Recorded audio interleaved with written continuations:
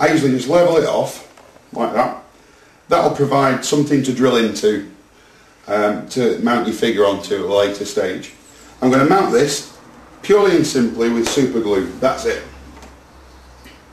So the super glue is going to go on the bottom. You can use quite a bit because it's got a contact well and it's quite absorbent, this stuff. I usually add it just over one side because we'll trim that rock around to contour the shape of the base, kind of like what we did with the alien landscape. So I'm going to add a little bit of accelerator to this just to speed things along. Now you can seal this stuff with PVA glue. I often seal it with super glue as well. It's just as good. That's stuck on there now. You can probably see there that it's actually melted a bit of the black base, that accelerator. That's normal, doesn't matter. That base is not soft now anymore. It will only strip a very slight layer off.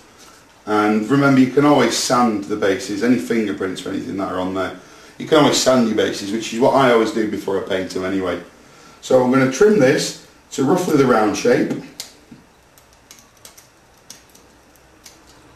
Very, very easy to do. Just watch your fingers. They always say cut away from you, but personally I don't think that you get much control that way. It's often more dangerous to cut away from you than it is to cut towards you. As long as you're well practiced, you're very sensible at what you're doing, you take your time, there's not a problem with it. Right, so this is our basic materials. Again, the plastic strip and rod stock. I've also got this stuff. This is lead foil. Again, it's available from most model shops. You can also get it via the internet fairly easily. It's also to be found on champagne bottle tops. You can actually use that stuff as well. Only that's not lead, that's an aluminium foil. It's exactly the same stuff. The most important thing is it'll hold its shape when bent and it's very, very soft. I've got two quite nice small drill bits here, varying diameters. We're not actually going to be drilling with these, we're going to be making rivets. This is very simple to do. All you do is put your lead foil flat, the opposite end, not the cutting end of the drill bit, the opposite end that would normally go into the drill, press it in and then lift up the lead foil and there you have a rivet. It's a perfect domed head rivet. All you do is you flip that over, dip it in a drop of super glue and then apply it to the base. We're going to be using a lot more of them a little bit later. And this neat bit of kit is a compass cutter. It works the same way as a compass would, enabling you to draw circles, only this has got a blade instead of a graphite tip. So this will actually enable you to cut circles. So we're going to measure the base. This is a 40mm base, so you know that it's preset to 40mm. We want it about that sort of size. All you do is you lock it and then that'll help us cut out a circle of plastic card. We can have as many circles to the correct diameter as you like them. So I'm going to cut some circles and then we're going to come back and I'm going to show you how to build the base. All you do is you submerge it in the tub like that in a pan of shallow water.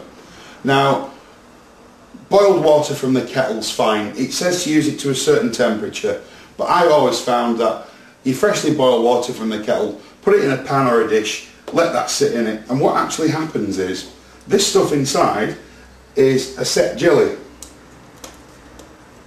And that will melt, that will actually remelt itself to a very, very watery substance. You'll pour that on the base where you want it. As it cools, it will set again. And there you have a perfect water base. So we'll show you that as we get to it. What I want to do is I'll seal those edges off and I'll add some gravel and then we'll come back ready for the sands on. I've now added it to the centre of where the stream's going to be because these bases are already quite textured. I'm just going to add the water in there a little bit later. What I'm going to do now is I'm going to drill several small holes, more so along the wider side, and on the narrow side maybe just a couple. So we're going to drill them in with a hand drill. I use these thick-ended drills for such like a Dremel because you can use them without actually having to stoke up a pin vise. So I've got them in there. I'm not going to paint any of these bases because we're showing you about painting in the Fundamentals DVD. The techniques apply to these the same as everything else. I've got some very thin rod here that I've shown you before. You can actually make this stuff out of stretched sprue, you don't necessarily have to buy it. And all we're going to do is we're going to join two pieces together, like that was a couple of armoured plates that have been welded together. So I'm going to use an old paintbrush, and the glue that was showing you in the Fundamentals DVD, the plastic weld, this stuff's very, very good. If you've seen the first one, you'll know what it does. It's ideal for what we want to do to replicate these weld seams. We're literally just going to blob some on there, and we're going to add in that plastic rod, and we're going to soak the rod in the plastic weld. Now what that'll do is it'll soften the plastic as well, so when it's dry, don't bother about that end section yet. When it's dry, we'll trim that off. So now what we've got, if you press into it, you'll see it'll start to form a bead on either side. That's what we want to form the weld seam. So I'm going to refreshen that. It's quite warm today, so it's drying very, very quickly. So I'll freshen this up.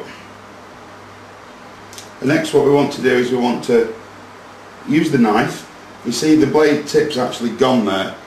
That's purposeful for this point in the base, because what we want to do is make slight impressions very, very closely together all along that rod. This is what's going to form the welded seam. So the icicles have been added now, and as you can see, it's also starting to snow a little bit. So what I'm going to do is show you how to apply the snow correctly. The icicles are just stuck on with super glue. It's important to use a good brand like Loctite, because otherwise they can turn the plastic white, which isn't too bad for icicles, but not very good on a finished figure. So I'd like to try and keep those icicles clear if I can. I've added a drop of varnish over them, so they look more like a single structure, a random structure, rather than bits of plastic that have been stuck on. You can actually see there's actually tiny air bubbles in them as well, so they look really, really good. Next, I've started to add snow, like I say. I'll show you that now. I've added varnish. This is gloss varnish, because it's actually going to give us a nice crispy, almost ice-like coat underneath it when it dries. Plus it's a lot stickier when it's drying than matte varnish. So we're actually just going to dribble this on. As you can see there, I've started to dribble it on already. You don't have to be too precious about it. This stuff, I'll show you in action first before my varnish goes everywhere. It's thermoplastic micro balloons. Most shops will sell this as scale snow. And as you can see, it's really quite realistic when built up in drifts. However, it comes in a big bottle like this. This is actually intended for filling gaps in models. So you can add super glue, add this on top, and then a bit more super glue, and then sand, flush, and fill the gap. Only it's exactly the same stuff as they sell as scale snowflakes, but the difference in it is about £6. They usually charge about £8 for a small bag, and it's usually between £2 to £4 for a big bottle. So definitely go for the stuff for filling super glue. It's exactly the same stuff, just a sight cheaper.